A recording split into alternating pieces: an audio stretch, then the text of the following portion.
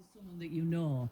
I'm talking about domestic abuse, and a new and interactive play about the subject is set to travel from its original home in Bradford all the way up to the Edinburgh Fringe Festival. So to tell us more about Red Flags Interactive, I have the founder and CEO of a company called Soundproof Box. Lise Carebell is here. Hi, Lise. Hi, Gail, you all right? Yes, I'm not too bad at all. How are you? Are you excited to get yourself up to Edinburgh? Can't wait. I'm really excited. We're going up Friday, doing 3 shows back to back, getting the train up and coming back down all in one day with a team of actors. That should be great. That sounds absolutely crazy in so many ways, Lise. So, like, a lot of people will go up to the Edinburgh Fringe and they'll sort of set up camp in a certain place, but you're just doing it in a day. So you must have really organised that day then, I'm guessing. We're up there. We're on the Royal Mile landing flyers out. The first show's at 2:30. The 55 minutes long. The second one's at 3:30, and the third one's at 4:30. So we're literally just rolling in, rolling out, back on the train and home. Oh my gosh, you're going to be exhausted. But I imagine at the same time you'll go home and you'll feel like you've done a really good day and a really good show. So what can you tell us about Red Flags Interactive? What is it about and how does the show work? So Red Flags Interactive's originally been designed for young people. We've seen 7,000 young people in the past year across the whole of West Yorkshire. It is about domestic abuse, and the show that we are showcasing on Friday features a male and a female who meet at a party. Slowly we see their relationship declining into coercive control and ending in violence. The audience are very much part of the action. They all are given a red flag. They wave when they see something they don't like. We've got giant flashcards. It takes all the elements of a game show, a Jeremy Kyle show, and we're tackling really serious topics. We've been endorsed by 2 police forces, both West and North Yorkshire Police have endorsed this show, and it's absolutely brilliant. The feedback we get is amazing. So 7,500 people have already seen it, and hopefully even more as of Friday up at Edinburgh. It sounds really interesting. So people literally wave a red flag when they see something in the dialogue or in the whole piece that just doesn't feel right. I suppose the question is, if you find yourself in that position, is it supposed to be then highlighting that these things are quite common, and then does it tell you maybe how to deal with those red flags as well?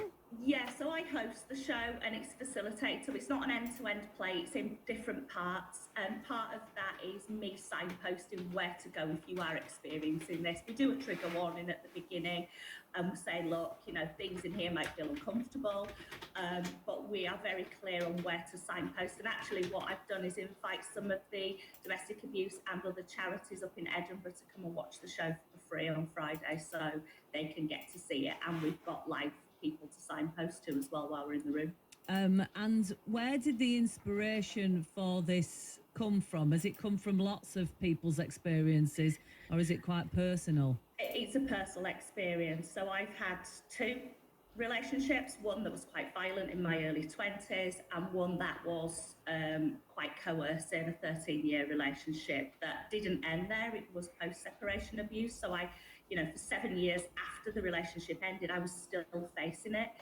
And I needed to do something. And I've got a teenage girl, and I thought, I don't want her going into these type of relationships. So I had a chat with her and said, look, how would you feel if I went into school and did talks about this? And, she's 14, and her answer was, God, no one wants to see an old lady with a PowerPoint.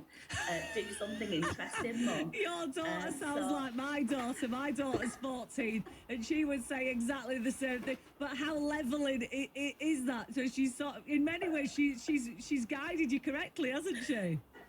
She's kind of the inspiration behind the show. It's aimed at young people, but we have all sorts of ages coming and watching it and getting a lot out of it and actually relating to it, either from personal experience or they've seen their own children go through it, or family members, as you said in your opening. So my daughter's the inspiration behind it. I wrote the show and she said, and make it interactive because we can't sit still for too long and watch a show. So we've made it interactive. It meets the needs of what I call the TikTok generation. And we've had feedback from special education needs teachers to say, actually, people with ADHD really like it because they can shout out and they join in and they get involved. And, I take the microphone into the audience. It's not unusual in school to see 500 children in one sitting. Although when we do the public shows, we usually aim for about 50 in an audience. It sounds really good, and it does sound really interesting. You make an interesting point about one of your relationships, which I won't delve into, but the notion that something can happen after a relationship has ended, and I think that is the difficulty with these relationships, is that hopefully people will see that the scenario is not, it's not cut and dry, is it? It's not easy to walk away. It's not easy to actually to put a stop to these things. So it's a very complex issue for you to try and tackle, isn't it? Yeah, I mean, in the show, we tackle the relationship with the mum, how that deteriorates, the relationship with the friends, and how then she's just isolated by this guy who becomes her world. Yeah. So can you? I mean, is it possible to now maybe sort of give us some of those red flags for people who are listening? Because you mentioned the breakdown of relationship with the mother even, and that sort of that isolation is very common, isn't it? Where you suddenly, well, not even suddenly, but you slowly lose your friends, and you even lose your family because of relationships like this. Yeah, you lose your sense of identity as well. So early on, he starts to tell her what to wear. They go on a first date, doesn't like what she's wearing. Then we start to see that he triangulates the friend. So we'll phone the friend up, say, I'm really worried about her mental health, but just stay away for a little bit. So he's already starting to gear the friend up to not come round and isolate. Then he starts planting information that the mum's no good and the mum's just jealous and the mum's this. So then she starts arguing with the mum. And what we see is that he ultimately starts to control the finances in the household. He moves her in very quickly. There's a lot of gaslighting going on where he's saying one thing and doing another and trying to make her feel confused. It's not until the very end that we see any violence, but it's not possible to have a violent relationship without having coercive control. And some relationships are never violent, they are controlling, and they are equally as destructive. Gosh. So when the piece goes to Edinburgh, like you say, it's going to be happening 3 times in one wild and full day. What's going to happen with the play then? Because you've already shown it to 7,000 people. Is it going to tour again? What are you going to do with it? Yeah, we've already got plans in place. So we are taking it. We're doing the Stay and Put conference in Bradford on the 27th of September. We're then doing another conference in Leeds, the Clear Path conference, with people like Dr. Jessica Taylor, Jane Monckton Smith, people who are really kind of big hitters in the domestic abuse campaigning field. We've got the 4-in-1 walk in York. Corpus Christi have just booked us for 2 days up at school there. Bradford College, the end of the year. Leeds City Council as well have just given us an opportunity to work in Hare Hills, Bermondsey, Richmond Hill. So we'll be working with some of the youth centres out in those areas.